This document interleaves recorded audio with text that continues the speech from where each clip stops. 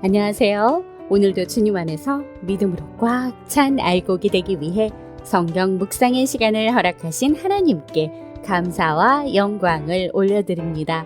6월 20일 금요일 묵상 말씀을 시작하겠습니다.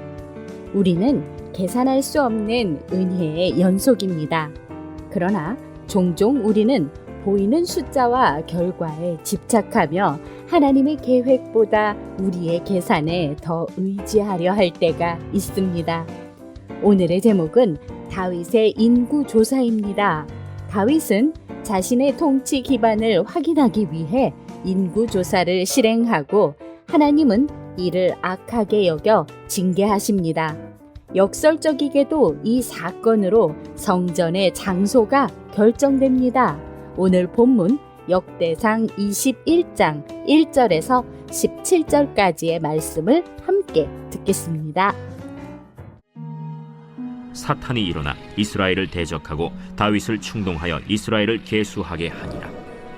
다윗이 요압과 백성의 지도자들에게 이르되 너희는 가서 브엘세바에서부터 단까지 이스라엘을 계수하고 돌아와 내게 보고하여 그 수요를 알게 하라. 요압이 아뢰되 여호와께서 그 백성을 지금보다 100배나 더하시기를 원하나이다. 내 주 왕이여, 이 백성이 다 내 주의 종이 아니니까 내 주께서 어찌하여 이 일을 명령하시나이까? 어찌하여 이스라엘이 범죄하게 하시나이까? 하나 왕의 명령이 요압을 재촉한지라. 드디어 요압이 떠나 이스라엘 땅에 두루 다닌 후에 예루살렘으로 돌아와 요압이 백성의 수효를 다윗에게 보고하니 이스라엘 중에 칼을 뺄 만한 자가 110만 명이요 유다 중에 칼을 뺄 만한 자가 47만 명이라. 요압이 왕의 명령을 마땅치 않게 여겨 레위와 베냐민 사람은 계수하지 아니하였더라. 하나님이 이 일을 악하게 여기사 이스라엘을 치심해 다윗이 하나님께 아뢰되 내가 이 일을 행함으로 큰 죄를 범하였나이다. 이제 강과없나니 종의 죄를 용서하여 주옵소서. 내가 심히 미련하게 행하였나이다. 여호와께서 다윗의 선견자 가세에게 말씀하여 이르시되 가서 다윗에게 말하여 이르기를 여호와의 말씀이 내가 네게 세 가지를 내어 놓으리니 그 중에서 하나를 네가 택하라. 내가 그것을 네게 행하리라 하셨다 하라. 하신지라. 가시 다윗에게 나아가 그에게 말하되 여호와의 말씀이 너는 마음대로 택하라. 혹 3년 기근이든지 혹 내가 석 달을 적군에게 패하여 적군의 칼에 쫓길 일이든지 혹 여호와의 칼 곧 전염병이 사흘 동안 이 땅에 유행하며 여호와의 천사가 이스라엘 온 지경을 멸할 일이든지라고 하셨나니 내가 무슨 말로 나를 보내신 이에게 대답할지를 결정하소서. 하니 다윗이 가세에게 이르되 내가 곤경에 빠졌도다.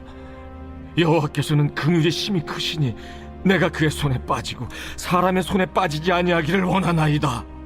이에 여호와께서 이스라엘 백성에게 전염병을 내리심에 이스라엘 백성 중에서 죽은 자가 7만 명이었더라.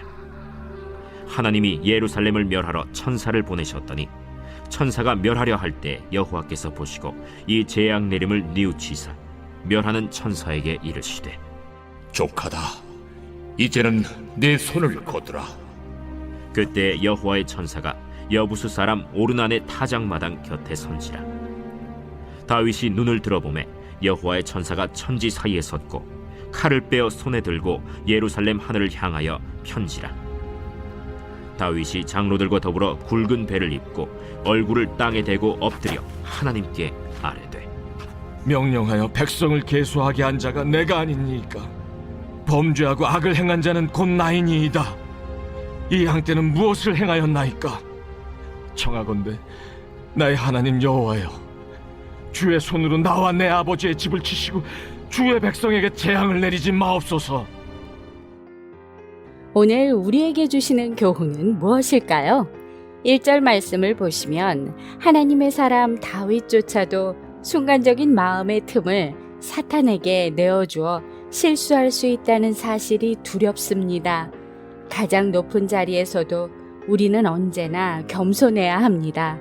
사탄이 다윗을 충동질했다는 표현은 인간의 자유의지와 하나님의 주권과 영적 전쟁 사이의 긴장을 잘 나타냅니다.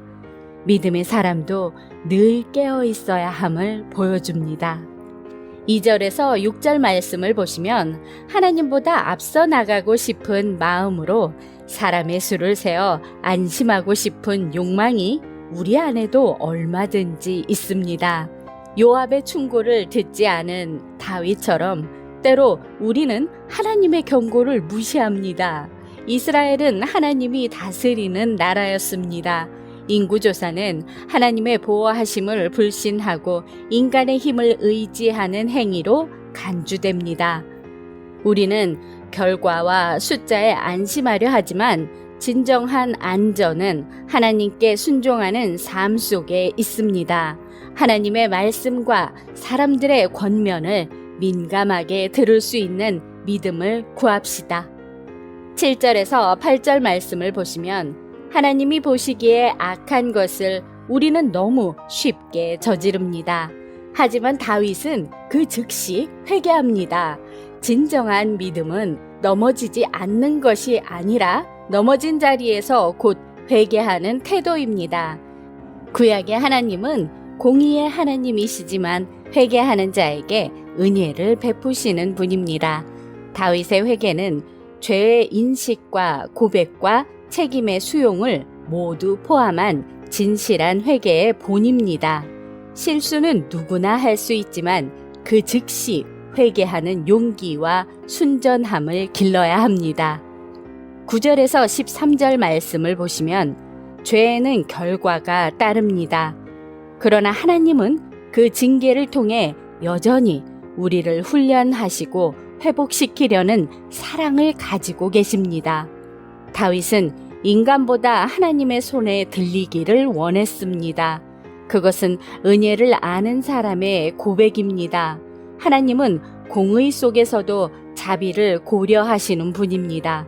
다윗이 여호와의 손에 빠지기를 원한다는 것은 그만큼 하나님의 자비를 신뢰했기 때문입니다. 우리가 범죄한 후 징계를 받을 때도 하나님의 본심은 징계가 아니라 회복에 있음을 믿어야 합니다. 14절에서 17절 말씀을 보시면 7만 명의 백성이 죽어가는 상황에서 다윗은 끝내 자신의 죄를 깊이 인정하며 이 양떼는 무엇을 행하였나이까 라며 자신이 징벌을 받기를 자처합니다. 자신이 죄를 지었으니 자신이 벌을 받기를 원하는 것입니다. 가정과 교회, 공동체 속에서 우리는 중보자가 되어야 합니다. 자신의 잘못을 인정하고 책임지는 용기, 그리고 타인을 위해 무릎 꿇고 기도할 수 있는 마음을 키워갑시다. 기도하겠습니다. 하나님, 오늘 우리에게 주신 말씀대로 교만을 부추기는 사탄의 충동을 물리치고 하나님만 전적으로 신뢰하는 자가 되게 하여 주시옵소서. 예수 그리스도의 이름으로 기도드립니다. 아멘. 평생을 하나님의 마음에 합한 사람으로 살아간 다윗도 어느 날 마음에 틈이 생기고 그 틈을 통해 사탄의 속삭임이 들어옵니다. 그 결과 백성의 고통으로 이어졌고 다윗은 하나님 앞에 무너져 울며 회개합니다. 하나님은 다윗의 잘못 속에서도 그의 회개와 중보의 마음을 통해 회복의 은혜를 부어주십니다. 우리도 때론 숫자에 매이고 사람의 시선에 흔들리고 교만한 마음으로 실수합니다. 그러나 즉시 회개하며 하나님께 돌아간다면 그분은 다시금 은혜의 손길로 우리를 붙드십니다. 계산기를 두들겨가며 능력의 크기를 따라 의지할 대상을 쫓는 것이 아니라 하나님만 의지하고 나가며 오늘도 광야 같은 세상에서 하나님의 말씀으로 승리합시다. 저는 내일 다시 찾아뵙겠습니다.